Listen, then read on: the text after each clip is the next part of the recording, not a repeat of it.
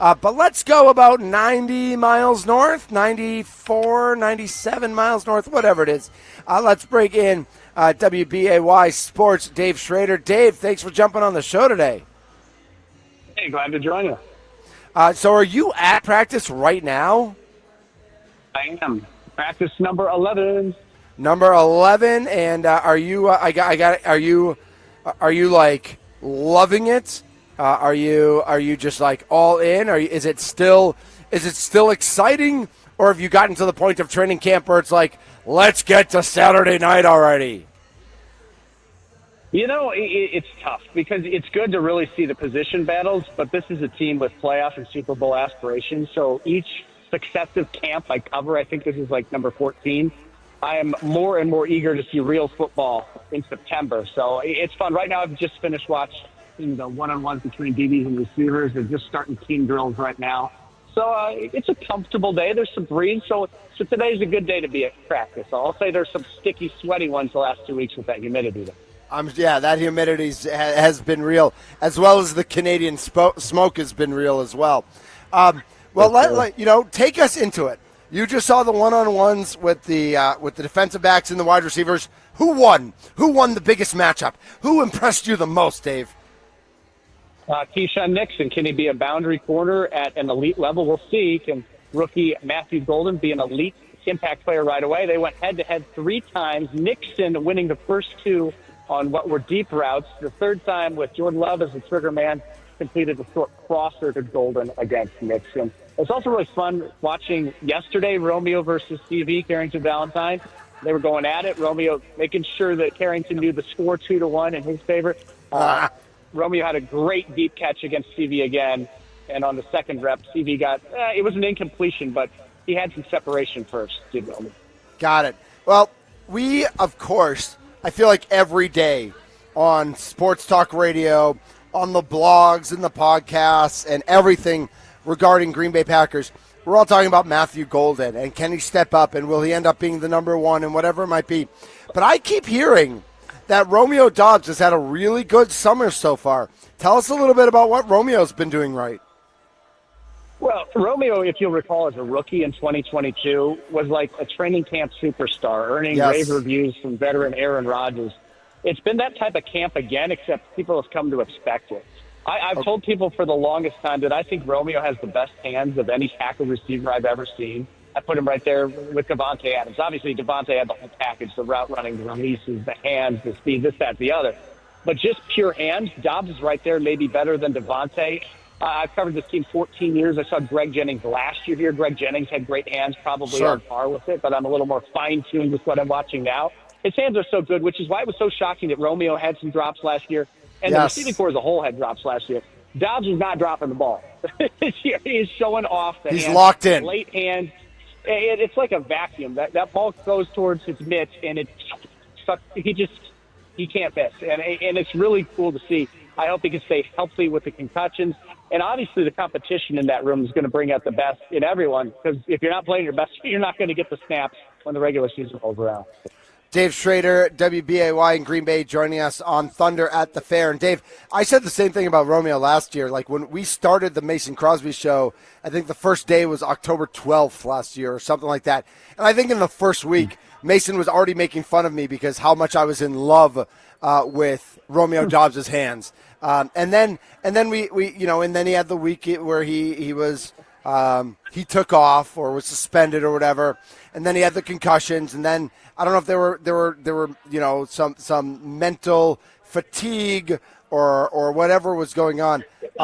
But how good can this receiving core be if Golden is who we think he is, and if Dobbs plays to his potential, and Wicks plays to his potential, and Reed plays to his potential? We were told so much that there were 3 number 1s last year, and there were like 3 number 2s at best. Can this team, can this group be who we want them to be? I think the fun word that you use is can. Of course they can. Will they? That's the question, right? Yeah. Because we've seen it. Jaden Reed's had week after week where he's chasing 100 yards and making impact plays down the field. And then last year we saw like a month and a half where he did nothing. Dontavion Wicks, we know his yak attack skills. You get the ball in his hands, and he has a handful, but will he catch it with those hands? Romeo Dobbs, can he be consistent with what we all know he provides in route running and catchability? And Matthew Golden's been, as you mentioned, a revelation. Go figure, the first-round receiver around here in 2 decades. Of course it's going to be fun to watch if he lives up to his billing. I think they have the talent to do a lot. And I also think not to be overlooked is Jordan Love's health and mobility. When he had 18 touchdowns, 1 pick down the stretch his first year as a starter, he was at the peak of his power. Last year, Brazil scuttled that from the word go, the final play of that fourth quarter. I think if he's mobile and able to stress defenses late in the down, not just within the initial timing and rhythm, I think that they really can achieve their ceiling, not just live at their floor, which is what I feel like they did last year. They're a playoff team day in, day out, even in the toughest division in football. Last year, the NFC North, the most wins in the history of the NFL in a division. It was remarkable. Yep. This team is a playoff team. They can be a Super Bowl team. I'm not going to pick them. I picked them last year, so I'm not going to do it this time. I learned my lesson, but they can. It's just a matter of will they stay healthy and will the players live up to that potential that we've seen from each and every one of them. I think that's a fair way to put it. Dave Schroeder, WBAY, joining us on Thunder at the Fair on the Fan, 1250 AM, 105.7 FM, and the free Odyssey app. Well, you talked about Jordan Love, and I have a couple of Jordan Love questions. One is, it sounds like he's going to play Saturday night, maybe a little bit. Do you expect him to play a series or two? Do you think he gets out there, and would you play him Saturday night? Because I'm a bubble rapper. I'm a bubble rapper for my just for my quarterback, because quarterback is such like in any sport. There's no importance on any position in any other sport on earth like a quarterback in the National Football League. And Matthew Golden's the only new face. Like, it's not like Love has to learn a new relationship with anyone else. Everyone else there essentially was on the team last year. Golden's the only new guy. What do you do with Love on Saturday night? What I would do is irrelevant, but I think he'll play similar to last year. Preseason opener, had 3 plays, got to a third down, threw a bomb. He was done for the preseason. Hey, and I think if you're going to do it, it makes sense to do it in the first one because you're going to have a joint practice next week in Indy. He won't play probably. A joint practice against Seattle the next week. He probably won't play. This one's at home. Give the home fans a little something, and then bubble wrap him, so to speak. I know those joint practices are competitive, but he still has that red jersey on. In terms of live action, does he need it? I don't know that he needs to play in the preseason, but I kind of think he will just a little bit. I also think it sends a message to the other starters who have to play that, hey, everyone has to do a little bit of this. I don't know. I don't know what I would do, but that's what I expect. Yeah, that's fair. And I think, we kind of heard that from LaFleur. It was yesterday when he was asked, are people going to play? And he said, my guys are football players. So, football players play football. Yeah. Or whatever it was he said. I also think you could do handoff, quick throw, and then, he's not in harm's way, handing the ball off and doing like a wide receiver screen, and then maybe do one drop back pass, and hey, there you go. And I think that makes a lot of sense to me. Dave Schroeder, WBA. If you go on a bomb there on third down, right, it would be feast or famine. You either get the touchdown, get him off the field, or it's deep and complete, and he's fun. It's a three plays. Let's go. Absolutely. Who are the starting 5 on the offensive line going to be Saturday night? And will that tell you something? And we know Rasheed Walker's a little banged up, so Jordan Morgan might be out there. Right. Will it be telling who the starters are? Oh, absolutely. If the starting O-line's out there, expect Love probably as you watch warm-ups. And if they're not, then probably not. Although a lot of times Love will warm up before preseason games, then take that uniform off when they reemerge. But I expect Morgan to be at left tackle with Rasheed banged up. Right now, the first-team offense going right now with Morgan at left tackle. Do you think there's a chance? Is this the Wally Pipp Lou Gehrig situation? Is there a chance that even with a minor injury to Rasheed Walker, that Jordan Morgan could come in and win this job? I think that's what the Packers would want, right? You want your first-round picks to succeed. You want all those years of player control with a player who's performing. Rasheed Walker's on the last year of his contract, so I think he has been up and down in camp, has Morgan at left tackle.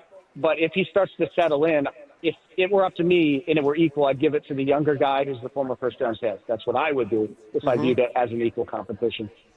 We will find out. That's the beauty of all these questions, right, Dave? Is that like you're there every day and you're taking notes and you're seeing what's happening, but we're all going to find out together who's starting and who's playing and who can succeed and who maybe is not quite ready for prime time, whatever that might look like. For sure. September 7th. Everything before then's window dressing, right? Exactly. So we've touched on the offensive side of the ball. We've talked so much during the preseason about Jordan Love and that, when he got hurt at the end of week 1 at the game in Brazil against Philly last year, he really wasn't the same quarterback for quite some time during the season. We found out, when was it, really during OTAs or when it was, that Kenny Clark was probably dealing with a more serious injury than we knew about during the season last year. How's Kenny Clark looking as part of that D-line with so many young Georgia guys trying to get playing time and guys on the edge trying to get in there? What does Kenny Clark look like so far in training camp? It's really hard to tell when you can't actually hit the quarterback when you get through the line, but he's been his normal self. I expect a bounce-back year. He's a year older, but he's still not old. Remember when they drafted him, he still couldn't legally drink until October of his rookie year. So as long as he's been in the league, rookie in 2016, he's not that old yet. I expect still good things from him for a year or 2 years. And then the D-line in general, I know there's a lot of names out there. I know that our friend Andy Herman from Pack-A-Day Radio likes the what do I call them? I call them the law firm of Brinson and Stackhouse because they're the two Georgia guys, and of course they're not the only Georgia guys on that defense. But what are you seeing from that defensive front, and then transition over to are we going to get the LVN that we all need and deserve this year? LVN has looked better in camp. I will say that first and foremost. And DeMarcus Covington, the new D-line coach, is looking to get a lot out of these guys, that law firm we're talking about. We talked to Warren Brinson yesterday, and he talked about Nas being focused, not just on the field, but in meetings, and sometimes that had been a struggle for him in the college ranks. But he says right now we're seeing the all-SEC version of Nas, which I believe was from Stackhouse's sophomore year. And I think that from a guy who knows him as well as Warren does, I think that's high praise, and I've seen him flash. So I'd like to see what they can do. Nice. I know today in his press conference, Matt LaFleur had kind words about Javon Bullard. And as we're looking at that secondary and how it kind of gets mixed and matched, and now with Nate Hobbs out for the rest of training camp, who has the opportunity to step up with Nate Hobbs out and kind of show off a little bit over the next couple weeks?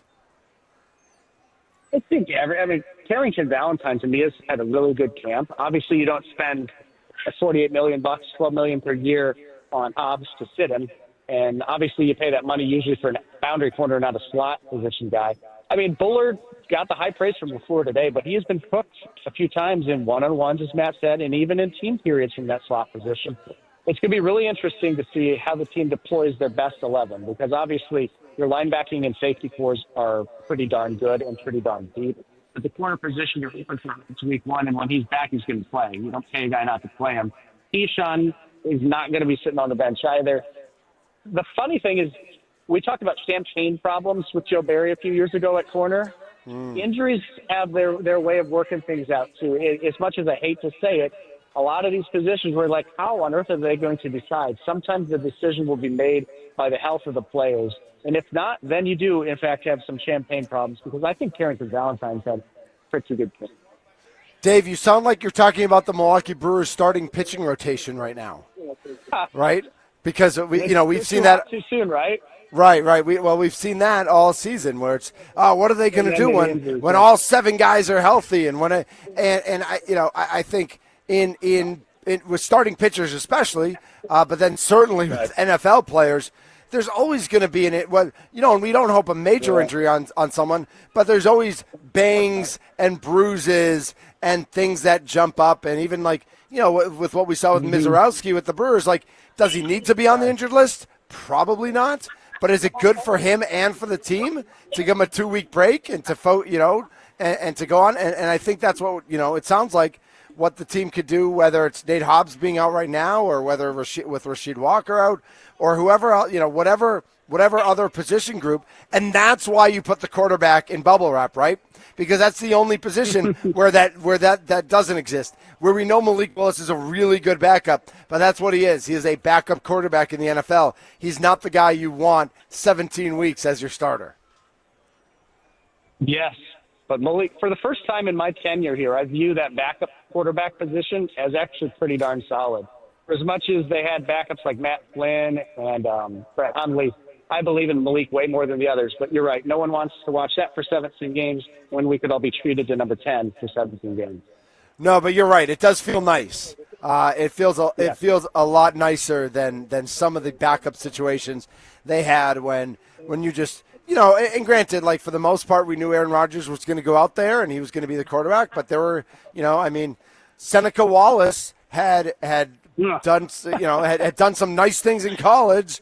But was not ready to be that guy. Brett Hundley was a nice use quarterback at UCLA, not ready to be that guy. And we just saw, to know that at least against Tennessee and Jacksonville and whoever else Malik played against last year, that he could come in and not make mistakes. That's the biggest thing, right?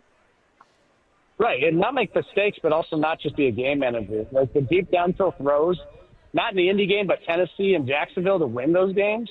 Not just try not to lose them. That impressed me. Yeah, absolutely. Dave Schroeder, WBAY, joining us live from Packers practice here on The Fan. Anything else? I guess the only other question, we didn't talk about Brandon McManus, and I know that he's been all oohs and ahs. Like, have you ever seen? Is he a robot? Is he human or is he a robot? I think that guy is having the best training camp of anyone on this 90-man roster. He's missed 2 kicks. And it's not like crazy. He's only attempted 12. It's something like 45 or more attempts so far. I think 44 for 46, if I'm not mistaken. It's impressive. Last year, he did the same thing. He missed 2 kicks his whole time with the Packers. One in the driving rain against Detroit, and then one, of course, in the playoffs against Philly. That guy's pretty darn good. Everyone knows why he was available. But he has been really solid. Yeah, and so it's that's another one that since Mason had left had been question mark after question mark after question mark. It's nice to not have the kicker position as a question mark, isn't it? It's nice to just know you got your guy. That's definitely true. Like in practice, we're charting what yards he's kicking from, this, that, and the other, and people are like, "Oh, I don't know if it's going to be good." It's dead center almost every single time. I think his 2 misses clanged off the upright. Even it's not like he just yanked one; it just barely didn't make it. Crazy, absolutely crazy. Well, Dave, enjoy. Is there anything Saturday night that you are specifically looking forward to when the Packers actually play a?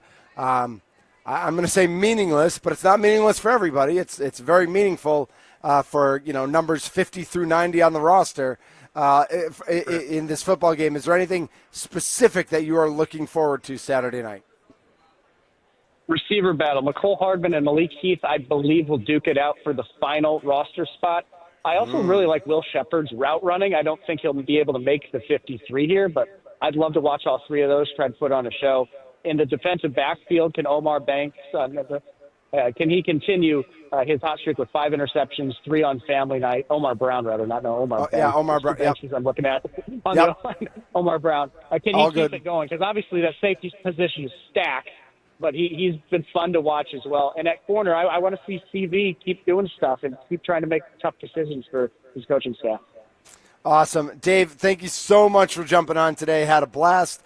Enjoy practice. Enjoy the game Saturday night.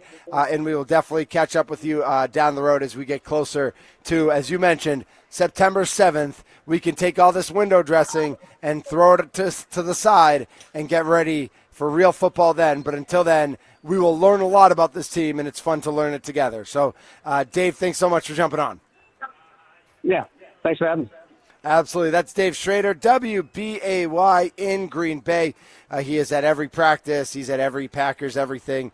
And it's, he's got his finger on the pulse of everything going on with the team. position by position battles, and it's going to be fun. It's going to be fun to watch that wide receiver room. And I know he mentioned at the end there, Will Shepard. Will Shepard to me shouldn't make this Green Bay Packers team, but I was a little surprised that the Packers got to sign him as far after the draft as they did. That he wasn't able to catch on with somebody, and in college he seemed like the kind of player who could find a spot as like a fifth or sixth wide receiver as he tries to build his career. So we'll see what happens there with him, and we'll see what happens with, let's see, handoff on first down, quick out on second down, bomb on third down. And if you missed that, if you're late to the game Saturday night, you just missed Jordan Love, because that's what Jordan Love's going to do. Charlie, do you have a Sharpie there? I don't have a Sharpie. I have a pen. Okay, write that down. All right, got it. Handoff, quick out, bomb. Handoff, That's quick it. out, bomb. Yeah, All right. yeah, and that is Jordan Love's day, Saturday, for the Green Bay Packers. Lots more Green Bay Packers talk to get to, and much more Milwaukee Brewers talk as well, as we started the conversation, but we're not done with it yet. We're still in that conversation about Freddie Peralta and how you feel about how he is performing since the All-Star break, how he's pitched this entire season, and also the question that we talked to Dave Schroeder about, do you want Jordan Love to play Saturday night? Justin Fields, I know, talked to the media yesterday and said he does expect to play, but he has a new offensive coordinator. He's got new coaches. There's new players there. Jordan Love, like I said to Dave, he's got Matthew Golden. Everybody else there he's played with before. I guess if Savion plays, that's another new guy. But truly, if it's Dobbs or Wicks or Reed or Kraft or Musgrave or Jacobs, he's played with all those guys before, and those are the guys that matter. Those are the guys that count. So do you want Jordan Love to play on Saturday? And are you worried about Freddie Peralta, given the fact that he did pitch 5 innings last night and got the win, but 108 pitches through 5 innings? I'm nervous about what that's going to mean into August, into September, into October, how much he has in the tank, and how he can be a little smarter's not the word, but how he can get through games with less pitches, be a little thriftier with his pitches. My name's Mitch Nellis, a.k.a. Thunder. I am at the Wisconsin State Fair, one burger down. My iced coffee, of course, because you got to have the iced coffee.